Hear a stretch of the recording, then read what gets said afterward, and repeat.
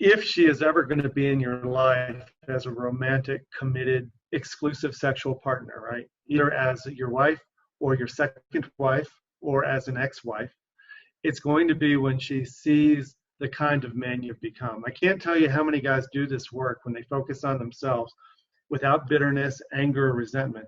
How many times a woman will stop them in the hallway and say, I don't know what you're up to. And it's either going to sound like, I don't know what you're up to, but I like it. I don't know what you're up to, but it's working for me. Or I don't know what you're up to and it smells fishy. I don't know what you're up to, but I don't buy it. But what happens is that a woman starts noticing you're up to something. The most important thing is that she sees you're up to something that has nothing to do with her, that has no expectation, no intention of persuasion or influence or manipulation. And that becomes very, very curious to a woman. You become very attractive, but at the same time, she becomes slightly threatened by the fact that your new level of energetic detachment and self-approval is both attractive and also a little unnerving. And sometimes they'll say, if you could do this now in the flip of a switch, why the fuck couldn't you have done that 10 years ago? Or whatever. And then you'll go, yeah, good point, Cupcake. Yeah, I don't know. It's because only in our 40s and 50s do we sometimes get the motivation to want to change for ourselves instead of somebody else.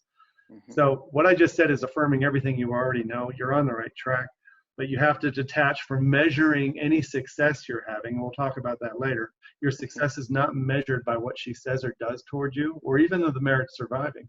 It's a matter of you aligning with your integrity and believing that you're in the right place in your process. She may come up and say, I don't know what you're up to, but I like it. It pisses me off that you couldn't have done this before. And that's a hard thing to hear, but it's kind of cool to hear it too. Sure.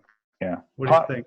Part of my response to this is the same as the previous question, which is just, if anybody is going to be reattracted back to the relationship, it is because you are kind of in love with yourself again. And I don't mean that in an arrogant way, although sometimes arrogance is attractive, but it's more in just, you know what?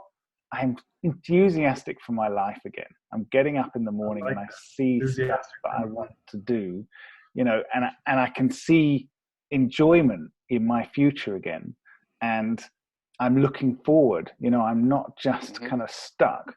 And it's that optimism and curiosity and enthusiasm and the kind of approaching life with a little skip in your step again and liking who you are again, you know, and having a positive outlook on your life, no matter what is happening around you, but on your life, and knowing that you're gonna have some enjoyable experiences.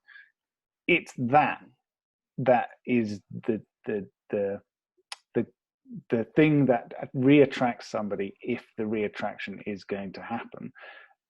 And the problem is, you know, there are so many sites and books and everything else that will tell you things like, where, you know, women are attracted to mystery and things they don't know, you know, and what does that really mean? Well, for me, that means he's happy, but everything's going to shit. How is he happy? You know, it's, where's this guy come from? You know, 2 weeks ago, everything was crap and it was all my fault and, you know, whatever else. And now he's looking forward to stuff and he's organizing, going out and doing stuff for himself. And that's the mystery that actually is interesting to somebody else. But as Steve says, you can't do it with, well, I'm going to be mysterious. I'm going to do things with, you know, with always looking back over my shoulder to see, has she noticed yet? Because when you do it like that, she knows. She knows you're doing it for some kind of effect. And she's never gonna. That's unattractive. That's very unattractive. Yeah. That's the boyish energy we talk about. Looking over your shoulder to see if people notice who you are or how you're being is a very boyish type of insecure thing that we all learn to do as nice guys.